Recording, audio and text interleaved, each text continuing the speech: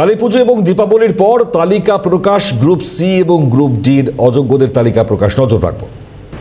যেমনটা জানাচ্ছিলাম আপনাদেরকে, দীপাবলির পর তালিকা প্রকাশ, গ্রুপ সি এবং গ্রুপ ডির অযোগ্যদের তালিকা প্রকাশ এসএসসির তরফ থেকে ওয়েবসাইটে প্রকাশ করা হবে। সায়ন্তন ভট্টাচার্য টেলিফোন লাইনে রয়েছেন, আরো বিস্তারিত জানাবেন। সায়ন্তন, দেখো, সুপ্রিম কোর্টের নির্দেশ ছিল যে অযোগ্যরা তারা নতুন নিয়োগে পরীক্ষা দিতে পারবে না। এবার আমরা দেখেছি যে শিক্ষক নিয়োগের ক্ষেত্রেও যে তালিকা প্রকাশ করা হয়েছিল অযোগ্যদের নামের তালিকা, এবার গ্রুপ সি গ্রুপ ডির ক্ষেত্রেও কিন্তু অযোগ্যদের নামের তালিকা প্রকাশ করা হবে। কালী পুজো দীপাবলি মিটলেই ওয়েবসাইটের মাধ্যমে অযোগ্যদের নামের তালিকা প্রকাশ করে দেওয়া হবে। 3রা নভেম্বর থেকে নতুন যে নিয়োগের জন্য আবেদন করার প্রক্রিয়া শুরু হচ্ছে গ্রুপ সি গ্রুপ ডির ক্ষেত্রে, সেই তালিকা দিয়ে দেওয়ার পর তারা কিন্তু নতুন নিয়োগে অংশগ্রহণ করতে পারবে না।